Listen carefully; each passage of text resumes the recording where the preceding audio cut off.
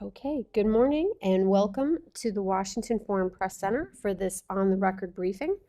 My name is Jean Fischetti and I will be the moderator today. It's my pleasure to welcome our distinguished briefer, the permanent representative of the United States of America to the OSCE, Ambassador Michael Carpenter. Ambassador Carpenter will discuss U.S. support for Ukraine against Russia's illegal and unjustified war and the tools the OSCE is using to support Ukraine. As noted, this briefing is on the record and is being live streamed on our website at fpc.state.gov. The transcript will also be posted there later today. After we hear from Ambassador Carpenter, we will have a question and answer session. And just for administrative note, the briefing will last no longer than 11:15 today. And with that, I'm going to turn the floor over to Ambassador Carpenter. Great, thanks so much, and good morning. It's great to be with you. At the top, I'd like to say that the United States has been very focused at the OSCE, which is the world's largest regional security organization, on Russia's war of aggression against Ukraine. In fact, every week, Russia stoops to new lows and doubles down on the sorts of monstrous behaviors that have defined its war effort from the very start. And we're going to keep exposing what they're doing. The OSCE's efforts have led many in the international community, based in fact on the OSCE's very own fact-finding missions, to declare that some of the actions that Russia has taken in Ukraine amount to crimes against humanity. And we need to keep talking about this because what Russia has done in places like Bucha and Borodyanka and Mariupol is frankly unconscionable, and we have a duty to keep recording what it is doing inside Ukraine each and every week, because it keeps doing new things. And I want to point out just recently in the last couple of days, we saw Russia's barbaric attack on Odessa's UNESCO-protected historic town center, as well as the Orthodox cathedral there. Yet another attack on Ukraine's cultural heritage and its national identity. I think it's pretty clear what Russia is trying to do here, which is to wipe out an independent Ukrainian nation state and subjugate it to Russia's control. Also, there's Russia's weaponization of hunger. Russia has destroyed 60,000 tons of grain in Ukraine. Just yesterday, it struck a grain storage facility in the town of Reni on the Danube River near the borders of Moldova and Romania. And Russia has also unilaterally withdrawn from the Black Sea Grain Initiative, causing the price of wheat and other foodstuffs to spike all around the world. Many people in developing countries will go hungry as a direct result of Russia's irresponsible and callous behavior. And I want to point out that we have information that Russia intends to target civilian shipping in the Black Sea, laying mines on approaches to Ukrainian ports, and that it will try to blame Ukraine for any damage to civilian vessels in the Black Sea. And I want to also point out that this is a pattern that we've seen time and again, where Russia accuses Ukraine of committing the crimes that it itself is perpetrating. And by way of background, thanks to the mediation on the Black Sea Grain Initiative, thanks to the mediation of the United Nations and Turkey, the Black Sea Grain Initiative has allowed for the export to date of 32 million metric tons of Ukrainian grain and foodstuffs. Two-thirds of that, fully two-thirds, going to developing countries. And now Russia's cut this off. It's a heartless, frankly cynical effort to weaken Ukraine that's causing harm to millions of innocent civilians around the world. Meanwhile, Russia makes a killing off the artificially inflated food prices, and it is raking in record profits. Russia, of course, claims that Western sanctions are blocking their exports, but that is a patent falsehood. They're exporting more grain at higher prices than ever before. All of this is happening while Russian officials send Ukrainian children deep into Russia, trying to re-educate them in special camps that try to deny these children's Ukrainian identity and create a sense of allegiance to Russia. It's immoral and it's wrong. Russian officials are also instituting a so-called filtration system. I've talked about this extensively in the past. I speak about it every week at the OSCE's Permanent Council. These filtration operations take place across the occupied territories where civilians are subjected to unlawful arrest and detention, where many are split apart from their families, and many have reported being subjected to torture. Many thousands of Ukrainians have been forcibly disappeared as part of this process. And we know that many Ukrainian civilians, both children and adults, are currently being kept in Russia's jails, not just in the occupied territories of Ukraine, but in Russia itself, where these individuals vanish into a vast network of detention facilities that constitute essentially a modern-day gulag.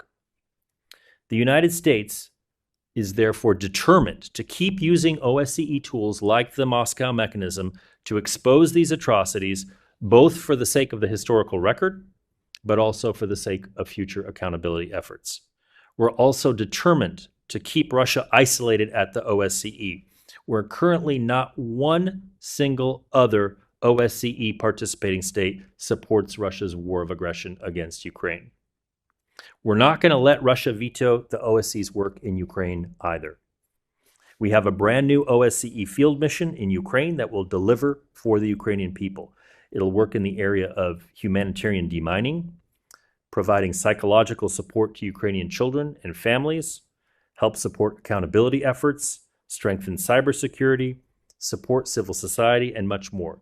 The United States is proud to generously contribute to this new field mission. In closing, let me just recall for you that the OSCE is an organization that was born after the conclusion of the Helsinki Final Act, which enshrines basic norms of interstate behavior, including the inviolability of borders, sovereignty, and territorial integrity. Nearly 50 years ago, the countries that signed the Helsinki Final Act agreed to these commitments and, importantly, also to hold each other accountable for their violations. And that's exactly what we're going to do. We intend to continue to use all the tools available to us to hold Russia accountable for its war of choice and to support the independence and sovereignty of all 57 of the OSCE's participating states. Thank you, and with that, I'd be happy to take your questions.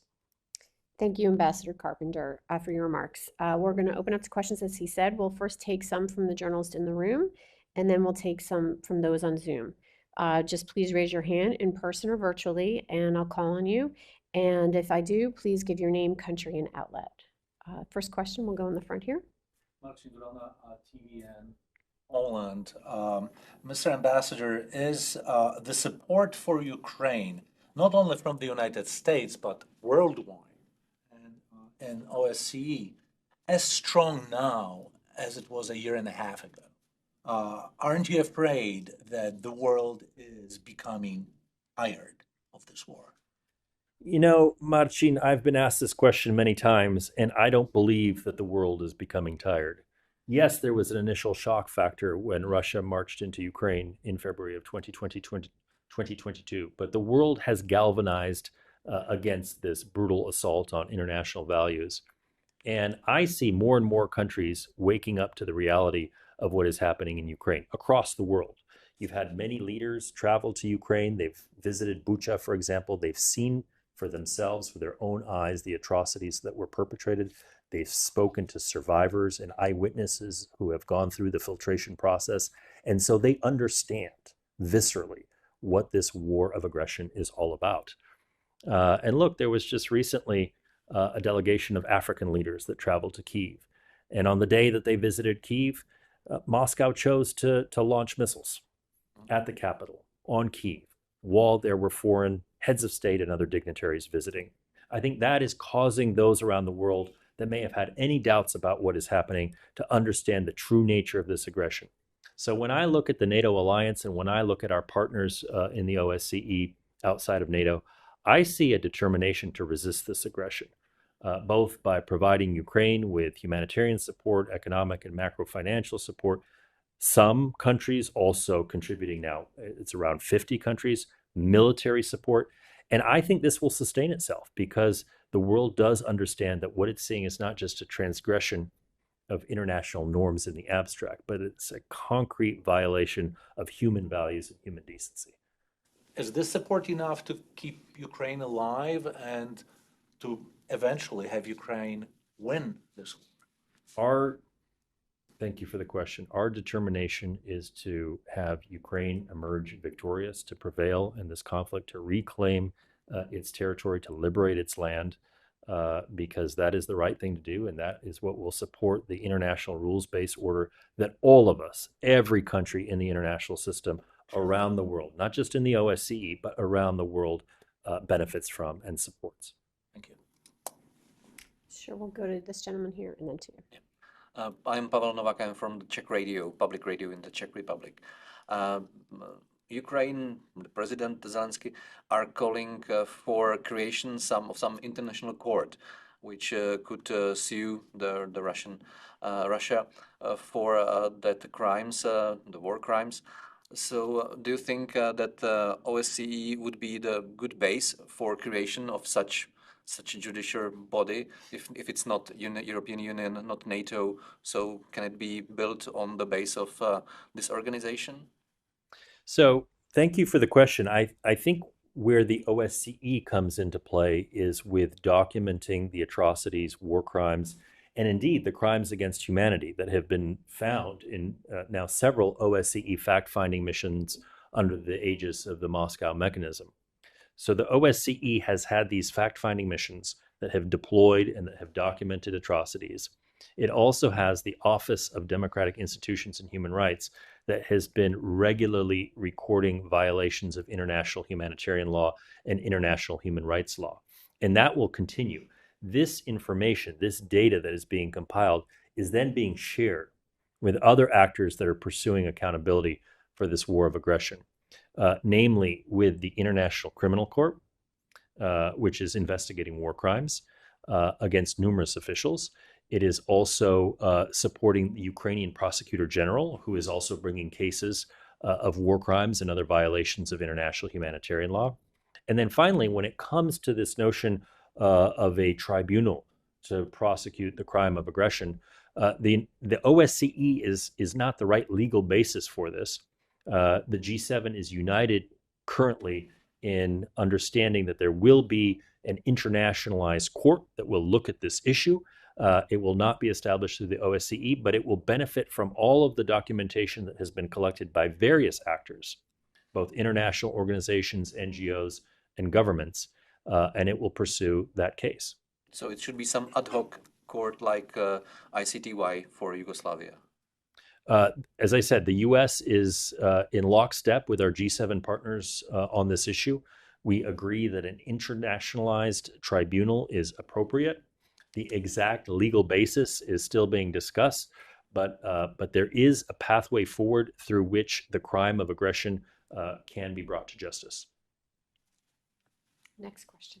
Hi, Shelby Rayer from Radio Free Europe, Radio Liberty. Could you elaborate more on the OSCE response to Russia's withdrawal from this grain deal, and not just in the short term, but could you give us a bit of a glimpse of sort of the longer term response given the new situation? Yes, well, this new situation now creates great uncertainty in world markets. So the impact on the global south, on developing countries, will be considerable. As I mentioned, the Black Sea Grain Initiative supported the export of Ukrainian grains and other foodstuffs to the entire world. And 2/3 of that went to developing countries. So the impact is going to be most felt in the global south.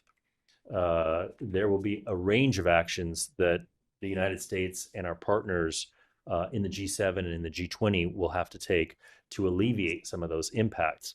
At the OSCE, we are focused on what we are able to do on the ground. As I mentioned, the new support program for Ukraine will engage in activities like humanitarian demining, which is essential for farmers to be able to go back and cultivate their land in the future, given the extent of mines that have been placed, unexploded ordnance, and other munitions that Russia has essentially deployed into Ukraine. It's an area, if you think about it geographically, that is twice the size of the country of Austria. We're talking about an enormous area that has been mined and that has unexploded ordnance. And so for the sake of Ukrainian agriculture going forward, it's going to take a concerted effort, not just from the OSCE, but from numerous international actors. USAID is very much involved in this space as well, to demine this land. And of course, the ultimate objective is to allow Ukraine to prevail, because as long as this war continues, Russia will continue to hinder, well, it will continue to bomb Ukrainian cities and towns, and it will continue to contaminate this land. Can I ask a follow-up? Do you have sort of a time frame for how long the OSCE is planning on funding those demining activities? The United States, I represent the United States, so I will tell you that we are determined to support Ukraine for as long as it takes. And the OSCE program that has been set up is of indefinite duration. There were 3 OSCE missions that previously existed over the past decade in Ukraine, each of which was vetoed by the Russian Federation based on the consensus principle through which the OSCE operates. This newest support program for Ukraine is entirely funded by voluntary contributions and has 0 Russian influence or Russian ability to veto. So this mission will continue for as long as Ukraine sees benefit in having like-minded participating states support its efforts to protect its sovereignty and to carry forward with its democratic traditions. Thank you. We'll go to Alex and then we'll take a question online. Thanks so much. Alex Raffel from Translations Ambassador. Welcome back to DC. Staying on the topic, I do have some other questions related to OSCE. If we have time, we'll go back to that. But on BSGI, 1 week into the collapse of the deal, is there any credible way out of this? There are ideas that NATO could, protect the ships. Well, Russia is not a member of NATO. Unfortunately, still a member of OSCE. Are you entertaining some ideas of having OSCE monitors helping with the ships? Look, at this point, I won't speak to NATO. This is an issue that Russia could end today if it wanted to. Russia is perpetrating this war of choice against Ukraine. Russia unilaterally withdrew from the Black Sea Grain Initiative. Russia could restore commercial shipping today, as I said, if it wanted to, if it had political will. So it will now be incumbent on the international community to decide further steps to take. We would certainly support the efforts of the UN and Turkey, who brokered the initial deal, to continue to press Russia to come back to the deal. Because frankly, all of the justifications that the Russian side has given for exiting this arrangement are based on false pretenses. So, for example, as I said earlier, Russia has claimed that there are sanctions imposed on its exports of fertilizer and foodstuffs, which is patently false. It is not true that the United States is sanctioning those goods. And so right now, we believe for the sake of the global South and the hungry populations that live around the world that depend on those foodstuffs coming from Ukraine, that Russia should immediately accede back to this arrangement, which is, as I said, 32 million metric tons of foodstuffs have been provided, mostly to the developing world, since this deal was inaugurated. Thank you. Please come back to me later, if possible, to cover some other OSCE-related questions, if possible. Do you follow up now or do you want to ask it? If it's okay, so I just don't want to. The secretary yesterday said that Russia has been trying to prevent OSCE from moving forward on multiple occasions. Are you in a position to elaborate more on that? Is the HDM going to happen this year? We're just weeks ahead of that. And obviously, you have been observing human rights concerns in the South Caucasus, Azerbaijan, Georgia, activists that you have been meeting during the HDM. And there's particularly in Georgia, there's backsliding of democracy. Are you concerned about that? And if you're going to seize the opportunity this September to meet with activists? Thank you. Thank you. So you're referring to the OSCE's annual Human Dimension Implementation Meeting, which is a signature event that takes place every year in the fall, September, October, where civil society organizations from around the OSCE, from every single participating state, if they have the wherewithal and the capacity, come in order to hold governments accountable to the commitments that we all undertook, both in the Helsinki Final Act, which of course was signed nearly 50 years ago, but also in the Charter of Paris and in other OSCE documents. And it is really important for civil society to be able to speak directly to governmental actors and to point out shortcomings and violations of their commitments. We believe that that is both an effort at transparency, but it's fundamentally what we're about. It's about protecting the values and the principles upon which our organization stands.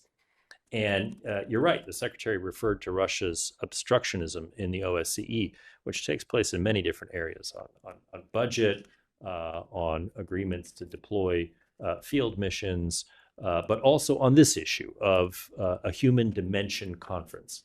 Russia generally opposes most initiatives that have to deal with human rights and democracy in the OSCE. I'm proud to say that last year, the Polish chair in office of the OSCE decided, despite Russia's objection, to hold a conference in Warsaw over the same exact 2-week period that we have done in the past. And we had 1,100 civil society activists from Vancouver to Vladivostok show up and engage in the sorts of accountability and discussions, frankly, amongst themselves as well, networking, for which this event is well known. And we expect that the current chair, North Macedonia, has the current chair in office of the OSCE for this calendar year, that they will replicate this decision and decide to move forward despite Russia's objections. Because at the end of the day, we can't allow one participating state that is bent on violating all the norms of the OSCE to hold the rest of the organization hostage. And we will move forward with these sorts of activities. Thank you. We'll take a question online and then we'll come back to the room. We're going to go to Viviana Mazza online. So Viviana, please go ahead and ask the question. Yes, thank you for doing this, Ambassador. I have two questions. One is on July 27, our Prime Minister from Italy, I work for Corriere della Sera in Italy, will be meeting with Biden. What can the U.S., what can Italy do more, in your opinion, for Ukraine? And the second part of the question, there was just a visit by the envoy of the Pope, Zuppi, in Washington. He met with Biden and they talked about the children who were forcibly removed from Ukraine to Russia.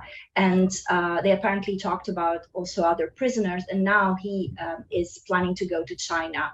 How useful could be the intervention of the mediation of the Vatican, both for humanitarian issues, but also perhaps, for in the search of a solution for the war? So thank you. Italy has been a steadfast ally and partner for the United States on countering Russia's war of aggression against Ukraine.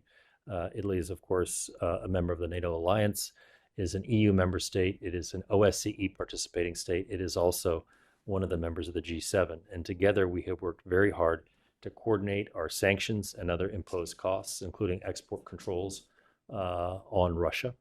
And Italy has also participated in the so-called Ramstein format of countries that convene on a periodic basis regularly to discuss how to provide the most effective military support for Ukraine at the current time. And so Italy has been an essential partner in that effort to provide Ukraine with military assistance, humanitarian assistance, and other forms of financial assistance.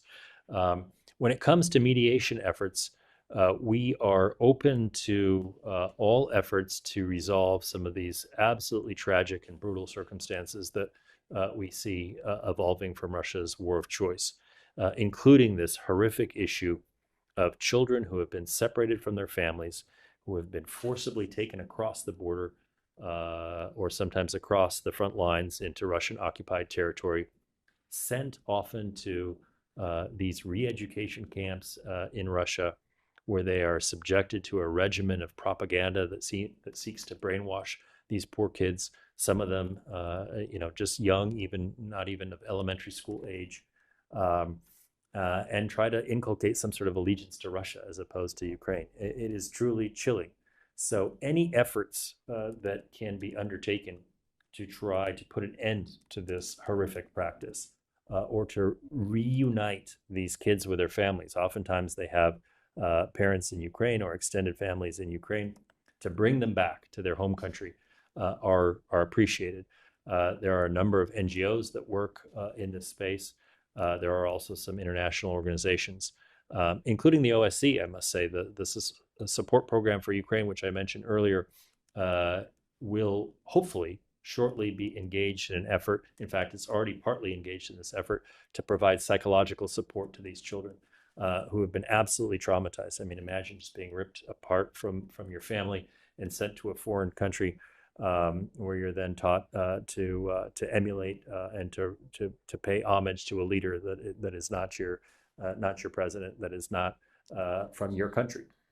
So we are providing that psychological support and will continue to do so. But this is an issue that I think, it resonates certainly with most Americans, certainly with Italians, and frankly with people around the world.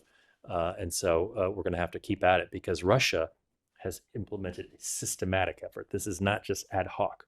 This is a systematic effort that involves many of the so-called children's rights ombudsmen in the various different Russian regions who are part of this network that takes these children out and then sends them on to either foster families or, as I said, these re-education camps.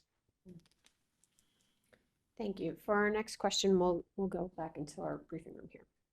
My name is Lyudmila Chernova. I'm from Sputnik News, Russia. Over the weekend on Saturday, there was an attack on Russian journalists, and the journalist of Russia's RIA Novosti was killed in this attack, and 3 others were injured. If you have a reaction, and if you will look into this incident. Sure. So the United States condemns any attacks on journalists wherever and whenever they take place. But I have to say that in this circumstance, the solution is for Russia to end its war of aggression against Ukraine. A lot of the tragedies that we see playing out across Ukraine, including the one I mentioned with children who've been abducted from their families, with civilians who've been tortured in interrogation centers, with journalists, now dozens of journalists who've been killed in this war. None of this would have happened if Russia had not invaded its neighbor with absolutely no reason whatsoever other than a desire for imperial control of additional land. So Russia could really rectify this situation by putting an end to this war of choice today if it chose to do so. Follow up? One more on a separate topic, but also on Ukraine. Russian Patriarch Kirill appealed to the United Nations and to the OSCE to protect Metropolitan Pavel, the abbot of Kiev-Pechersk Lavra Monastery. Again, your position on the situation with him. He's detained by the Kiev, and if you have discussions with Kiev, and if OSCE will look into the situation with Metropolitan. So I don't have anything specific for you on this. I will say that it is deeply disturbing to see Russian airstrikes repeatedly over the course of these last 18 months of this war target Ukrainian cultural heritage, including religious institutions. Many churches, monasteries, other religious sites have been hit in the course of Russia's attacks on Ukraine. And as I mentioned in my opening comments, the Orthodox Cathedral in Odessa, a real architectural gem and part of this UNESCO protected World Heritage Site in Odessa, recently partially destroyed by a Russian missile strike, is just appalling. And one has to ask oneself, why is this happening? And unfortunately, the inescapable conclusion is that there is an effort to seek to undermine Ukrainian national identity, including its cultural heritage. Look, I won't pronounce on this, but if in fact this is an intentional effort, it would constitute a war crime. And I'm sure it will be subject to future accountability efforts. For our next question, we'll go back to our participants on Zoom, and we'll go to Oscar Gorzinski. Please go ahead, Oscar.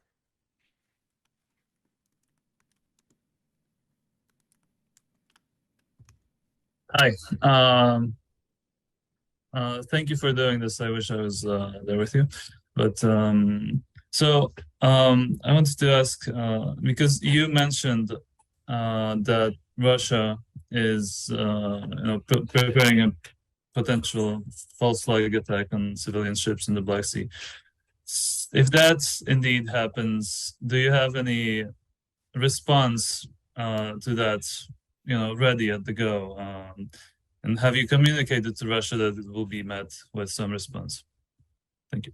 So we have tried at every step of this war to seek to put information out into the public domain as soon as we receive it about Russia's intentions. In fact, we did this prior to February 22nd, where the United States declassified a considerable amount of intelligence to be able to share with the world Russia's intentions. In fact, I myself spoke to this from the State Department podium on several occasions. We seek to do that in this case as well. We think it's important for the world to understand that this planning is underway. And certainly, look, an attack on a civilian shipping vessel would also be a war crime. And so that we would take this very, very seriously. And we are currently telling the world that we have information.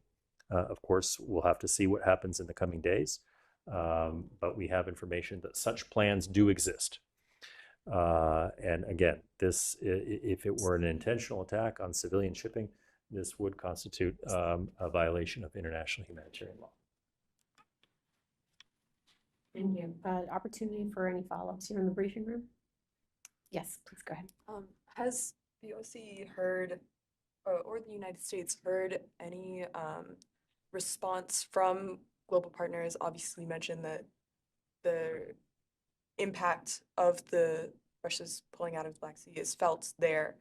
Has the United States heard anything from these global partners about what they want the United States or OSCE to do in this situation?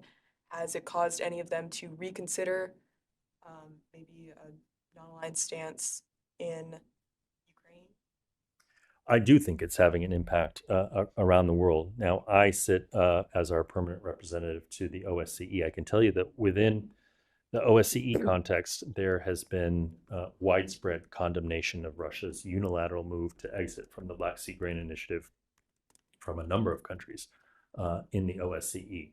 And in fact, as I mentioned earlier, not one single participating state that defends Russia's war of aggression or its current move to exit from this arrangement, which has so benefited so many people in the global south.